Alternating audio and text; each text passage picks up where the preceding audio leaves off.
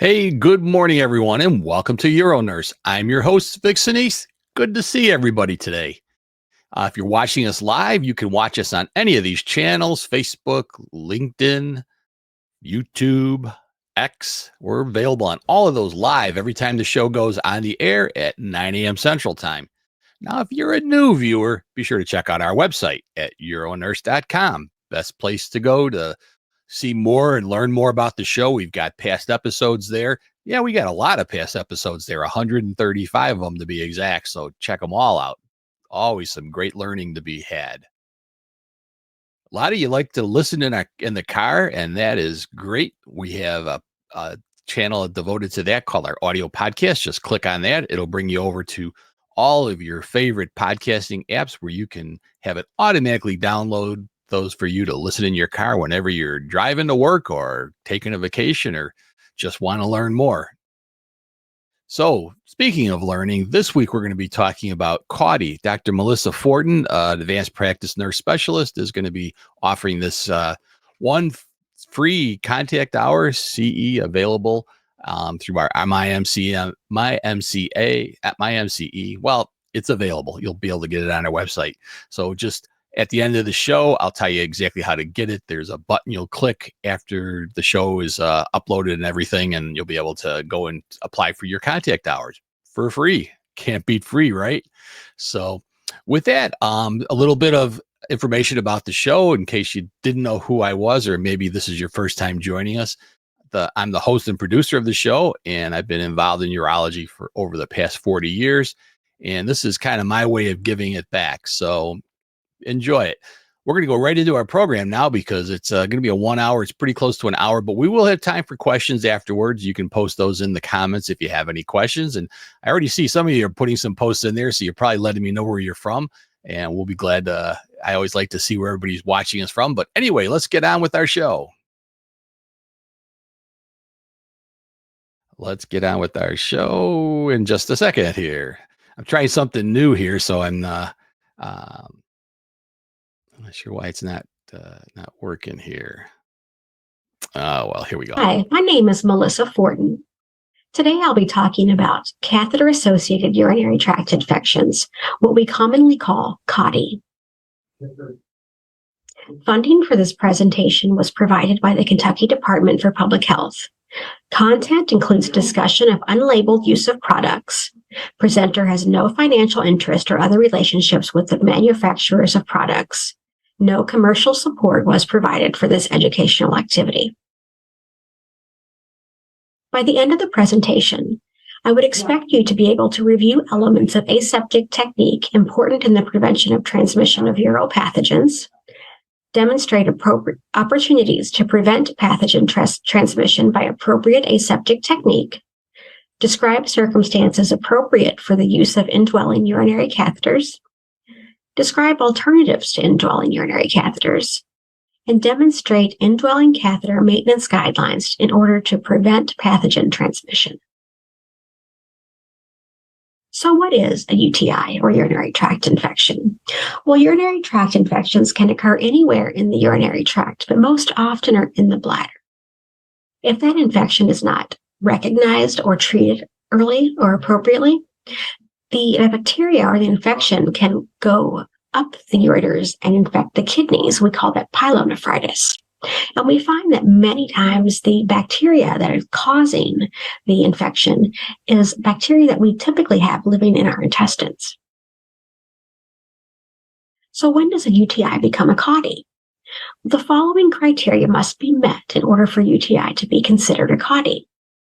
The patient has had an indwelling catheter in place for more than 2 consecutive days, with the day of the device placement being day 1, prior to the diagnosis, and the catheter was in place on the day of the event or had been removed the day before diagnosis. The patient has a urine culture of at least 1 bacteria of 100,000 colony-forming units and has at least one of these signs or symptoms: a fever of at least 38 degrees Celsius, suprapubic tenderness, or costovertebral angle tenderness without any other recognized cause, urinary urgency, frequency, or dysuria, Now, patients who have a catheter in place, we can't reliably depend on their description of urinary urgency or frequently as a symptom, because having the catheter in place by itself can cause these symptoms of discomfort. So let's review. Is this a CAUTI?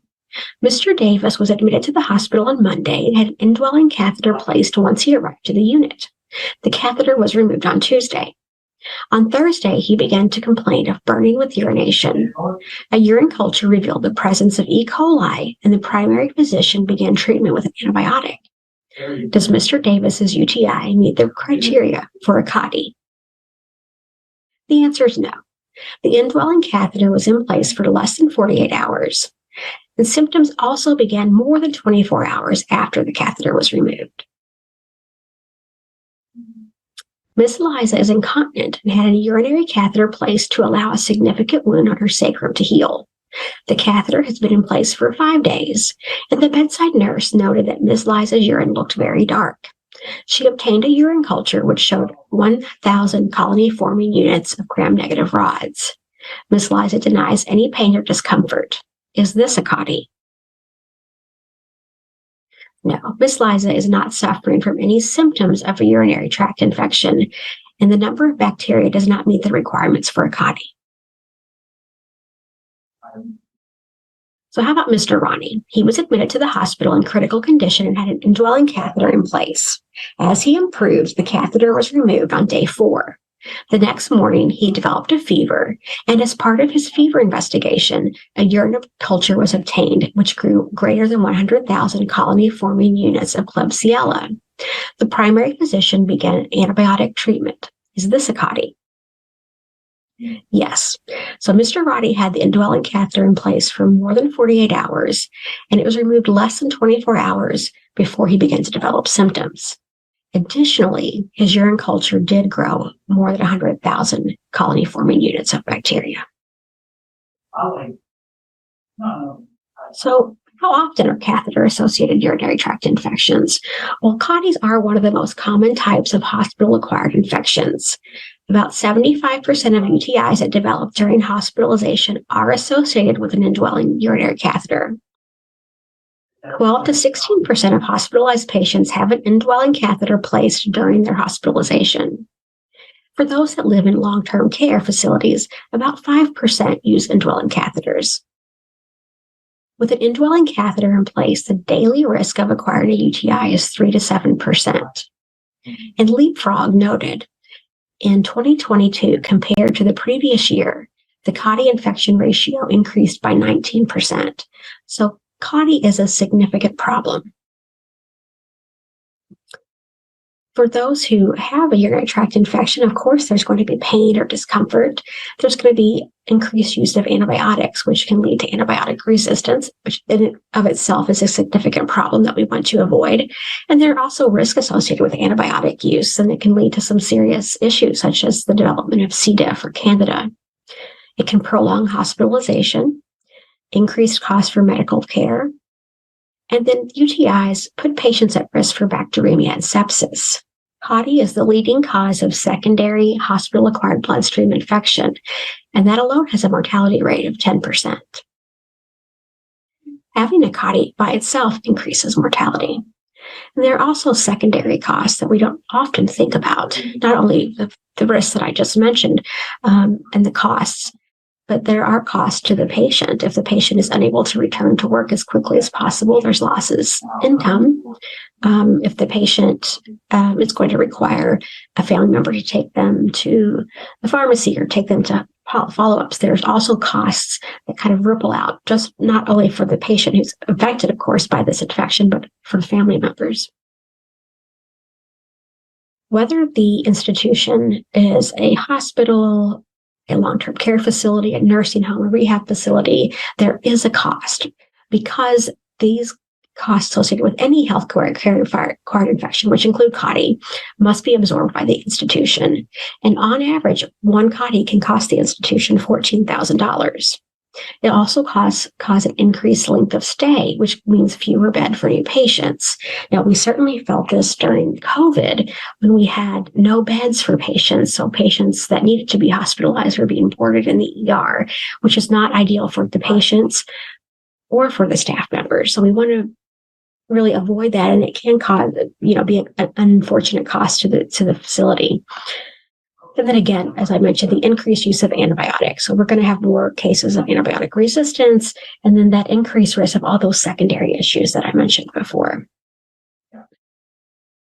Some factors from a staffing perspective that can contribute to the development of CAUTI are failing to perform hand hygiene prior to handling the catheter, breaks in the closed system, contamination of the drainage bag or tubing, not using sterile technique when inserting a catheter, having the Foley bag over the level of the bladder, above the level of the bladder, not having the catheter secured to the body, or anytime the catheter is left in place longer than necessary.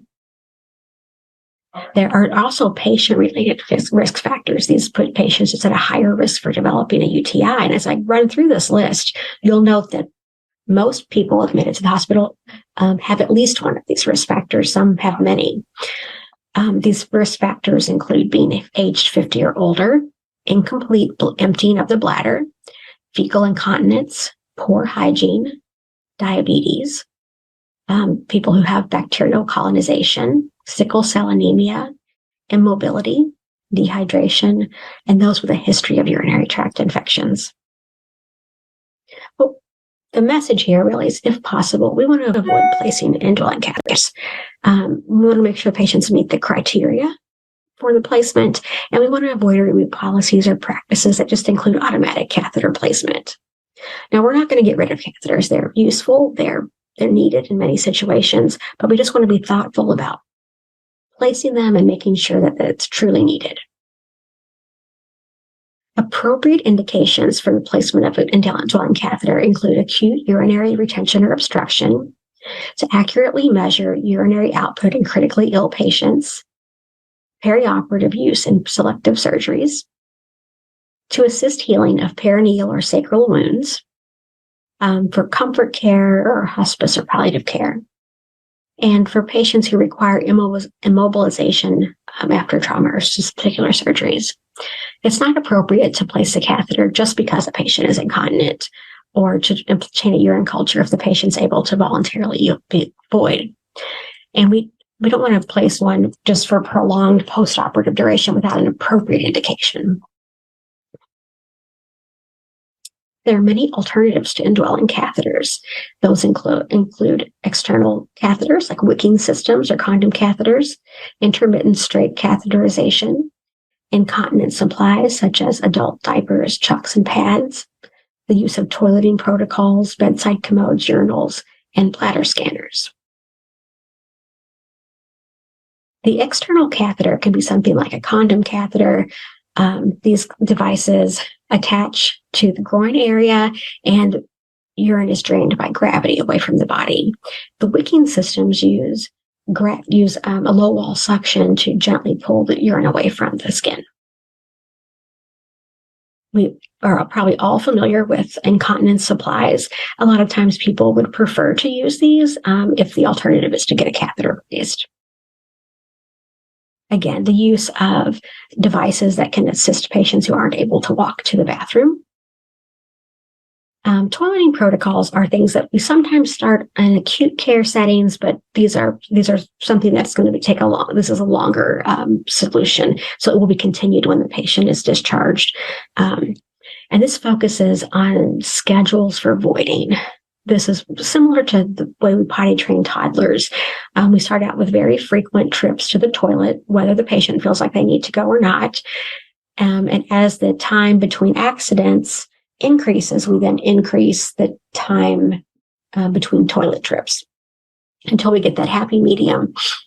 Not only is it the kind of scheduling toilet time, but also making sure the patient has what they need to be successful. So that may mean just physical assistance with getting up and walking. So maybe a staff member or family member. It may mean using a walker, grab bars, elevated seats, using bedside commodes if the patient is not able to make the trip all the way to the restroom. You may need some mobility assistance and training, so you may need to involve physical therapy.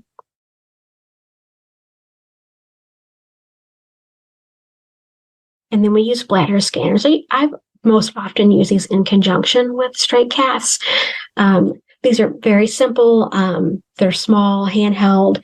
They are quick. They're very painless, and it involves just kind of swiping over the lower part of the abdomen, pelvic area to see the volume of urine in the bladder.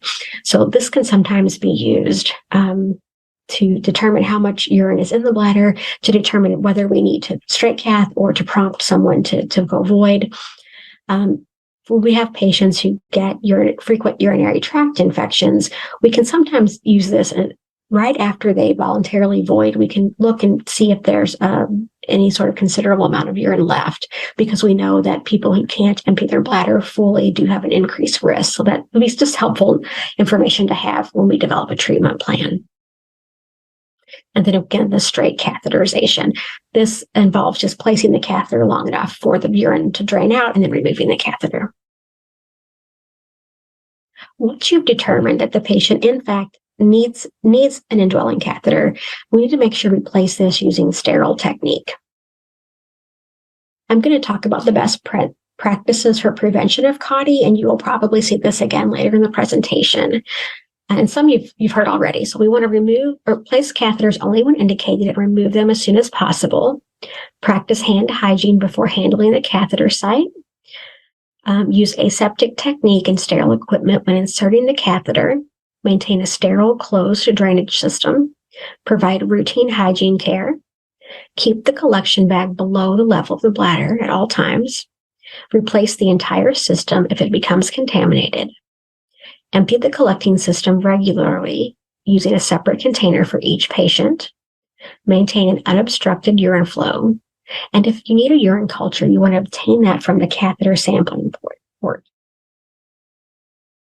An aseptic technique, we often also call the sterile technique, refers to measures that we take to get the microbial count as low as it can go.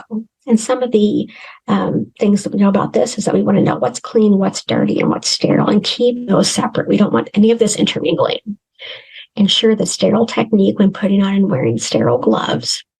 All items on the sterile field should be sterile. And if we have to put something on the sterile field, we need to open it and put it on the field in a way that maintains sterility. The sterile field should be continuously monitored for contamination. Trash should not be placed near the sterile field. Again, that goes back to keeping dirty, sterile, and clean things separate. And any contact from a non-sterile item renders the entire sterile field contaminated. There are many types of kits for various bedside procedures that need to be done. And most kits nowadays, especially the catheter kits, have everything you need in the kit. But it's important to kind of read the label and make sure there's nothing you need to grab before you go in and set up. Again, we need to make sure that we don't leave the sterile field leave it alone. It needs to be monitored at all times. So we can't, once we set this up, we can't say, oh no, I've forgotten something or something's missing. We can't leave the room at that point.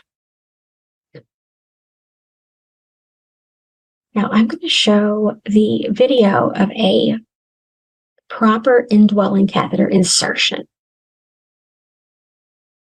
Now this video is a little bit long. This is about 10 minutes long, but it's going to show from very beginning to the very end how a catheter should be inserted. And while it doesn't have any sound, I will be talking periodically throughout the video.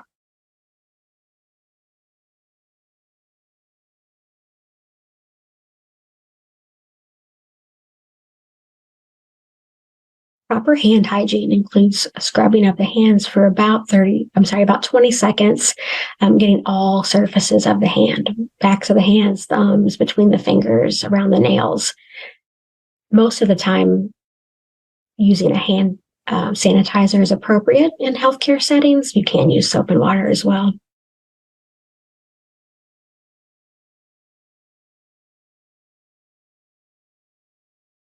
Prior to inserting any catheters, whether it's a fully indwelling catheter or a straight catheter, we need to make sure that we cleanse the area. Many catheter kits do contain wipes. So sometimes this is included in your kit. Some facilities have packs like this. You can also use soap and water. We just want to make sure that we clean the area.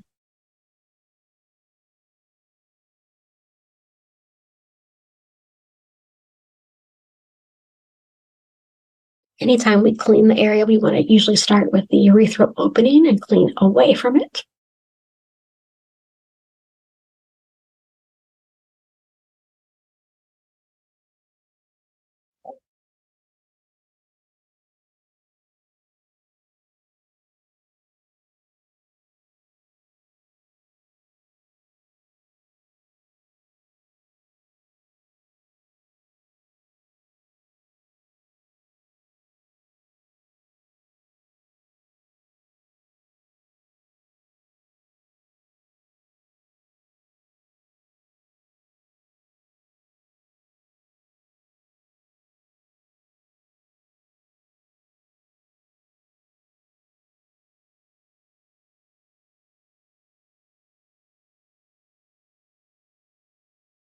Going back to the principles of asepsis, we want to keep any trash away from our sterile field or any clean items that we may be using. Many people will put the plastic container near the bed to just drop trash into. You can also make sure that a trash can is next to your bed. So you just want to keep any trash away from your sterile field.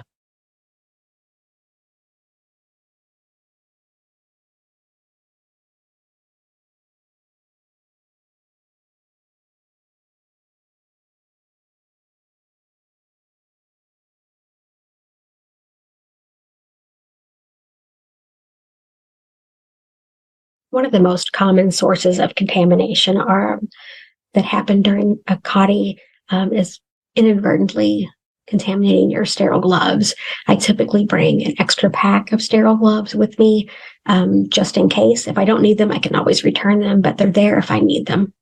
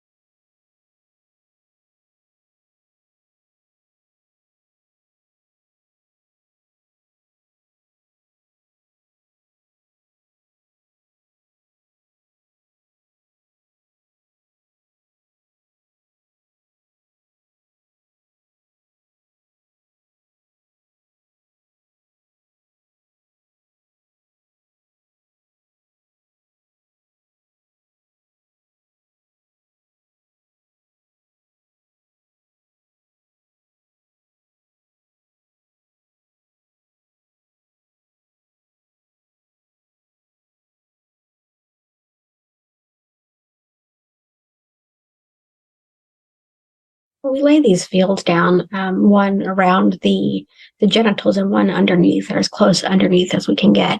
This does provide just a little bit of an extra layer of sterile field in case we rest our hand against it or we need to set something down.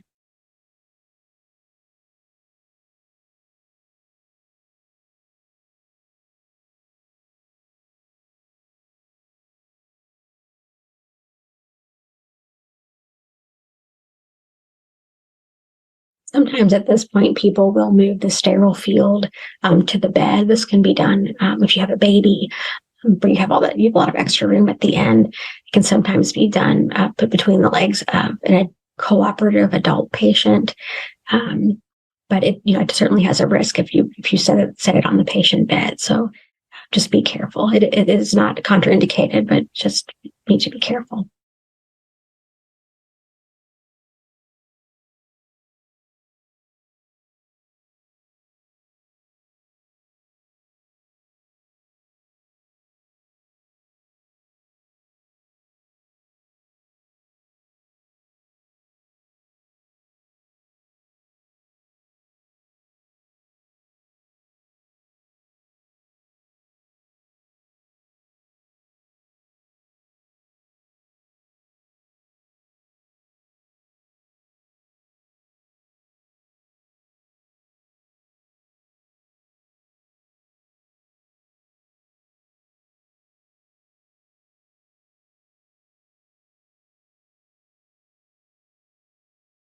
Once the non-dominant hand touches the patient, whether regardless of genitalia, that is now considered a dirty hand. So we don't want to take that off of the genitalia and use it for anything else. This is a dirty hand. And again, the cleaning, we're going to start at the urethral opening and then work our way up further away from it. These are sometimes in the kits as swabs, like we see here. Sometimes they're cotton balls that are doused in the solution, and then you use tweezers to hold that and cleanse.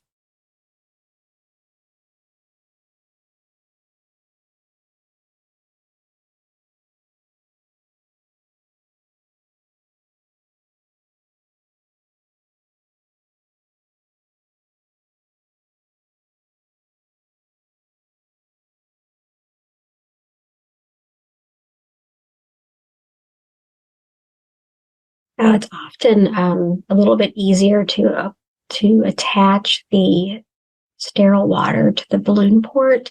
It wasn't done in this case, but that often is a little bit easier. A little bit tougher to do with just one hand.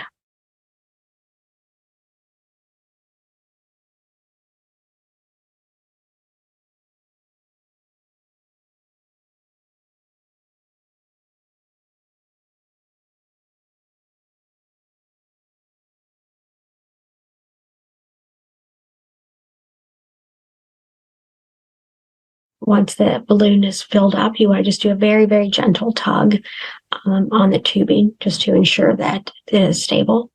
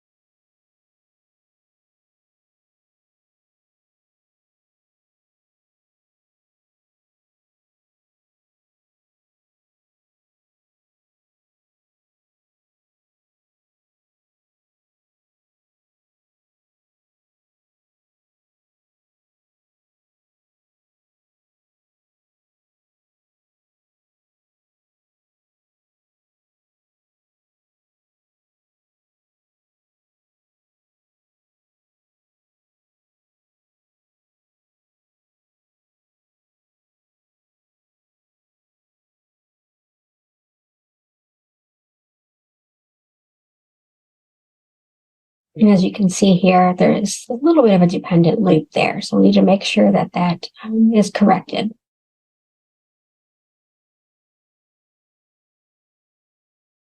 Now that we've seen the proper way, let's watch the following video and see how many instances of contamination that you see.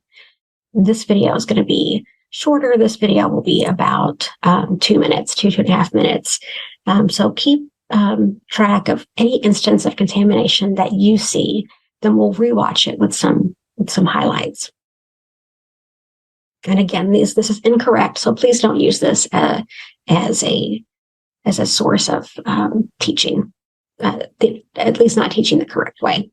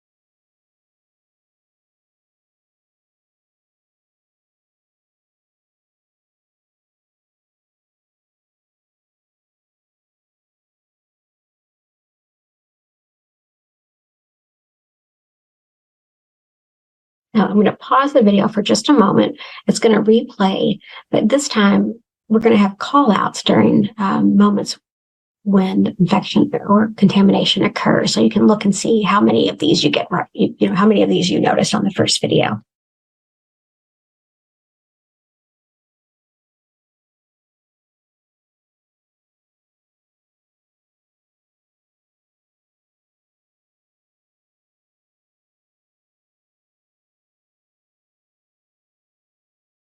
So see there that the catheter did swing and touch the bed, the non-sterile area, which in the real world means that we don't use that at all.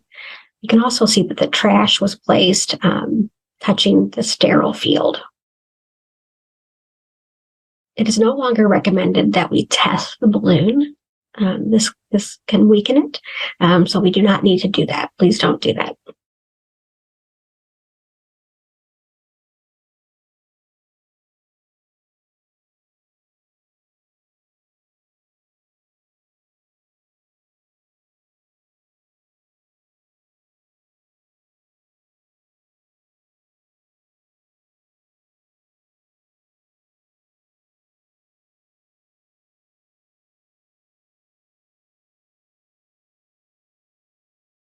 As you can see there, the sterile glove touches the patient's thigh briefly.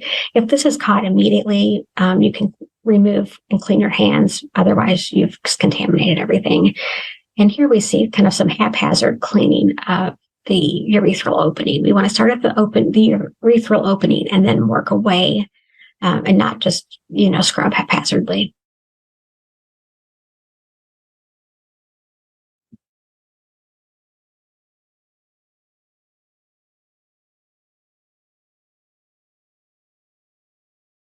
And as you can see here, the urinary catheter tip does touch the skin.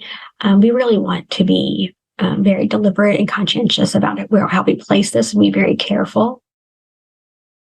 And then I just used my big old dirty hand there to grasp the catheter tubing. So again, I'm just introducing bacteria.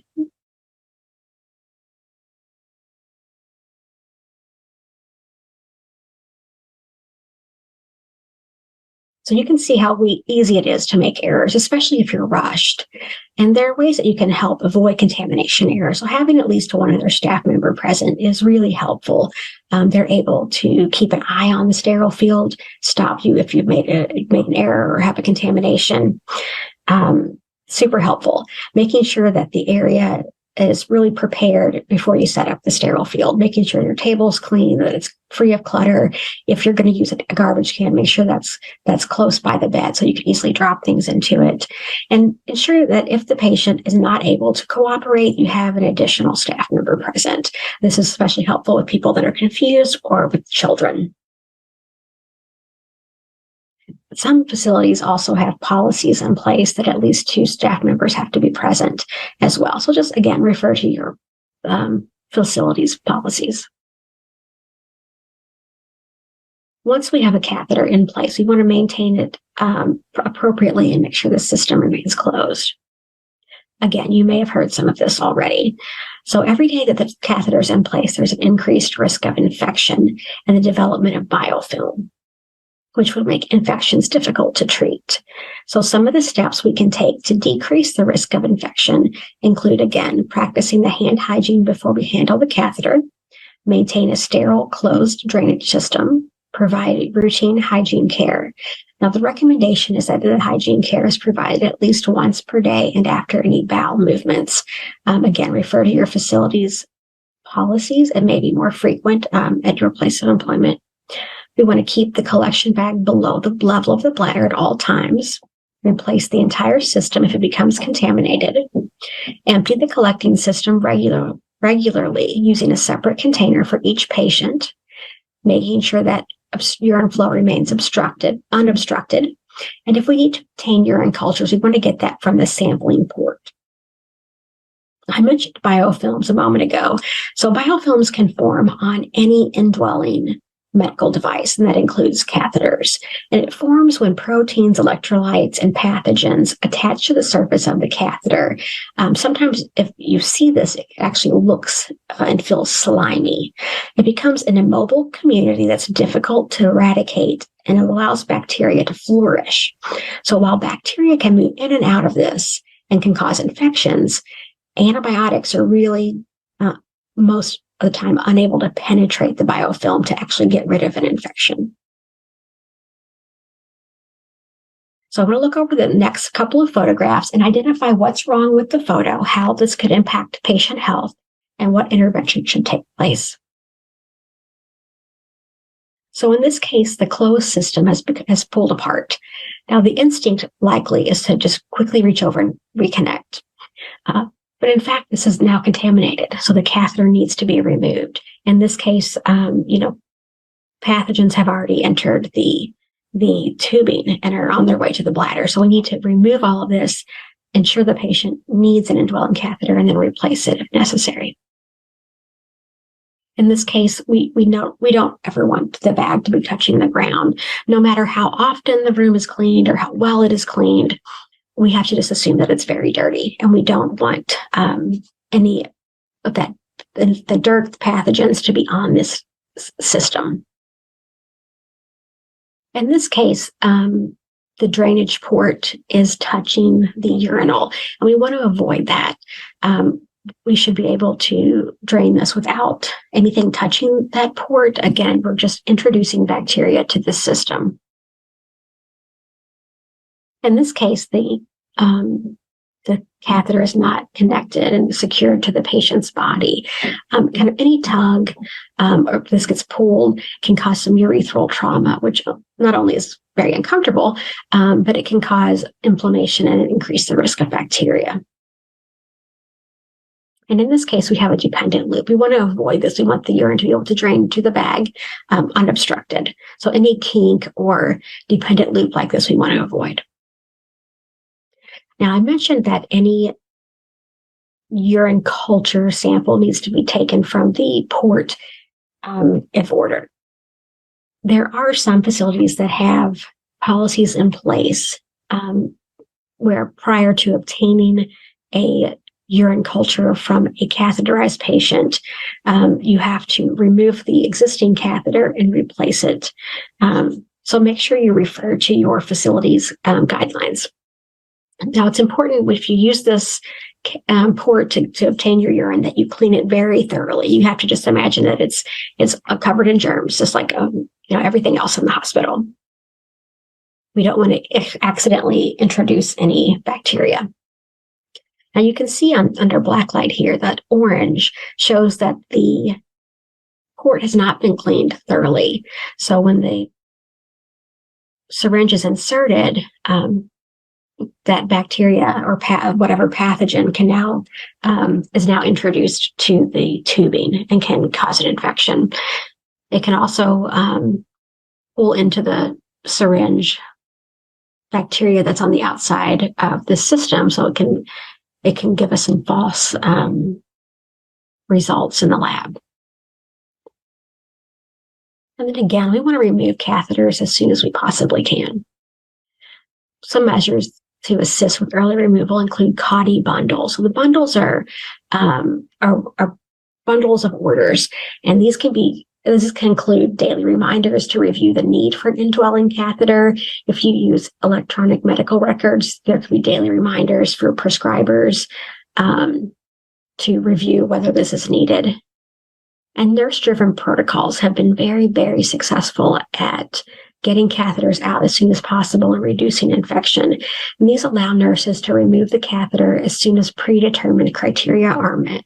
So these can be things like the patient can have the catheter removed, at a certain time, after a certain number of hours, when certain criteria are met. So again, it's been very successful.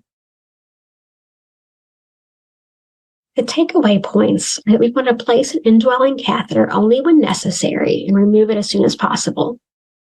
Be sure to use aseptic technique when placing indwelling catheter. Ensure hand hygiene is completed prior to handling an indwelling catheter or the closed system. If there's a break in the system, the catheter must be removed. And to use bundles or nurse-driven protocols to facilitate process improvement and allow staff to remove catheters as soon as criteria are met. Thank you so much for joining me today to review CAUTI. So there we go. It was, I thought, pretty interesting review of CAUTI. It never hurts to kind of go back and review what we do almost every day in and out. Now, we had kind of a fun discussion going on during the presentation. So I'm going to kind of bring some of that up here. And one of the things I asked was, do you use two sterile fields? So you kind of saw she laid a sterile barrier underneath the scrotum legs area. And then she used the one that I typically use, which is the fenestrated, the one that's got the hole in the center. And I don't really see that you needed all that extra. At least I don't tend to use it, but if you have an idea or thoughts on that, be sure to put it in the comments. The other thing is I did note that they use that device for securing a catheter. I've seen those a lot. Not a big fan of the device. I don't know what you folks think out there. The reason I'm not a big fan of it, I think it's a great device, but I've seen it put on incorrectly more than I've seen it put on correctly. Meaning it's got a little groove that the catheter balloon port and the catheter drainage port are designed to fit into before it's snapped over. I've seen it snapped on just the Foley part of it, the above the hub, and just all sorts of different ways it's put on.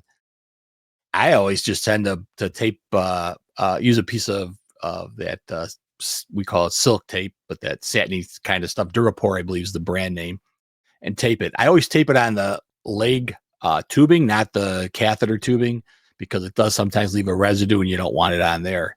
So if anybody has any thoughts on that, be sure to throw those into the comments. And we did see some comments come through here. Christian Tech, I tried to open the sterile field on the same bed. Yep. Good plan.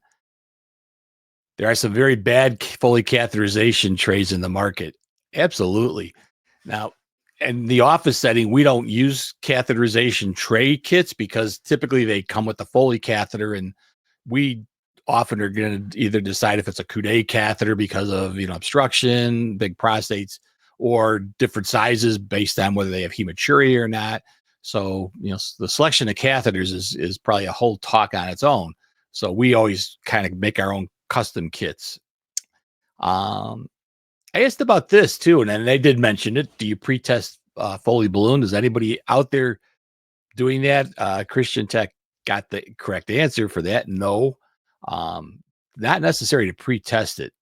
It's just it's a bad technique to get involved in, because especially if you're using, a lot of people are using these silicone catheters, and once you inflate the balloon and you deflate it, it's got like little ridges on it. So it's not really a smooth thing to insert. So don't pre-test. Let me see some other things. Christian Tech said, we need to create a picture of the Foley bag below the bladder so patients understand what below the bladder is. And my comment was, and staff, because I think that's true. It just doesn't really, get through to people that what's below the bladder so it drains. I like the foam tape as well, Michael. Nice comment. Yeah. Cannot accommodate a good point. That one I talked about, it's called the stat lock. It cannot accommodate a 3-way catheter, dual balloon catheters, some of those general ones. And I have to say, I haven't used the foam tape myself, but I think that sounds like a good choice too. Any of those I think are much better. Number one, and this was like my first day working in urology. Now, of course, I worked as a nurse for a couple of years before I was recruited into become a urology nurse clinician. But when I did, I worked with the urologist and made rounds. And the first thing that the urologist told me, he says, get a roll of tape and put it in your pocket. And I says, okay. Any particular reason? And he said, yes, I don't want to ever come back and see a catheter that's not taped to a patient's leg. He said, I've seen more trauma from that. So it kind of rung home for me. So also, one of the things I thought I'd mention here is just kind of a generalized question. You can answer this. So how does the duration of catheter use impact the likelihood of developing CAUTI? And what guidelines do you follow for catheter removal?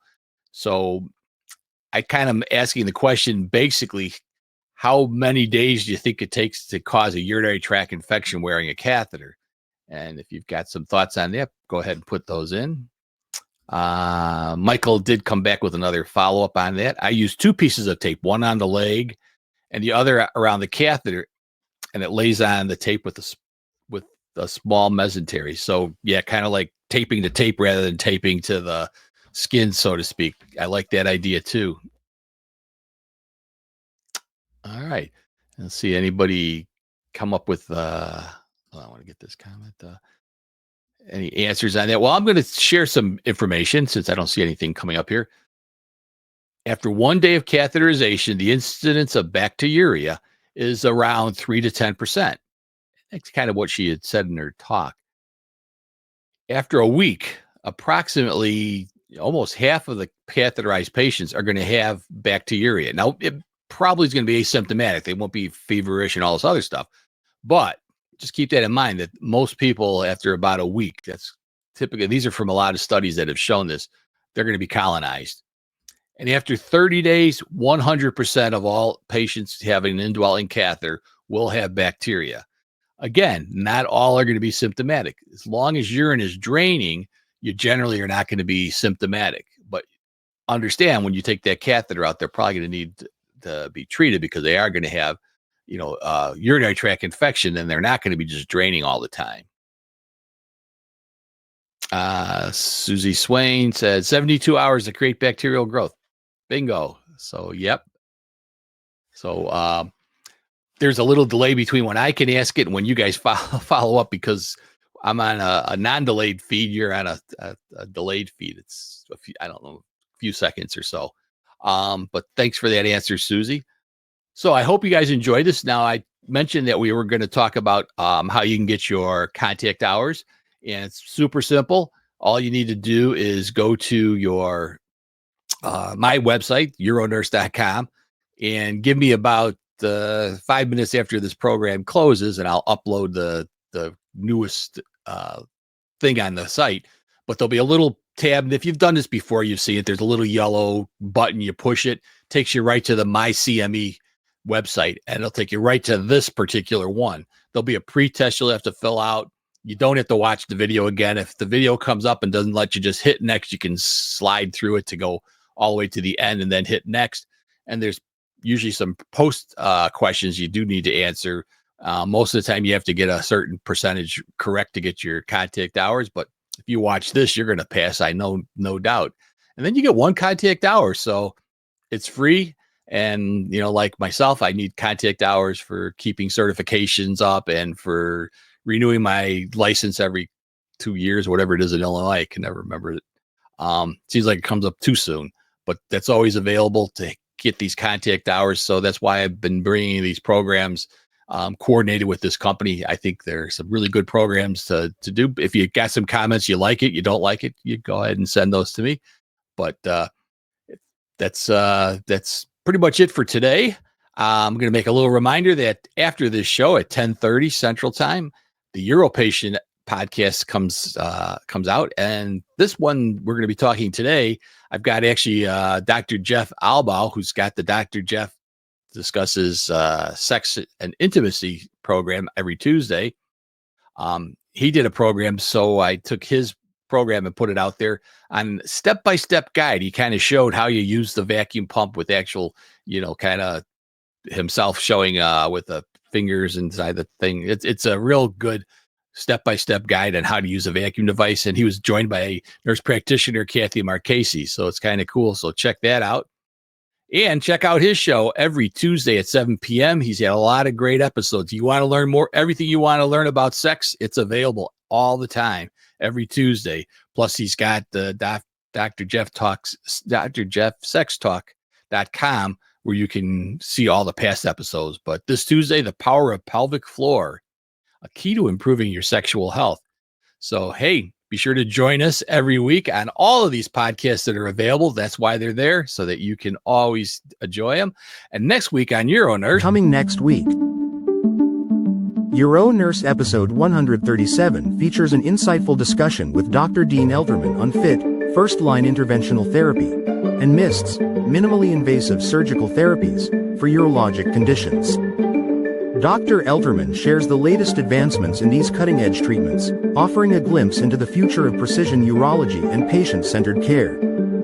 Whether you're a healthcare professional or patient, this episode provides valuable knowledge on emerging technologies revolutionizing the field. Don't miss this engaging conversation on UroNurse.com. Yeah, be sure to join us next week. If you haven't heard Dean Elterman talk, he is a fantastic speaker, and he's been presented on this thing called FITS, F-I-T-S, and MITS, M-I-S-T. And he's going to go and kind of unravel what those are and where we are with treatments of the prostate. So join us next week and have a great rest of your day.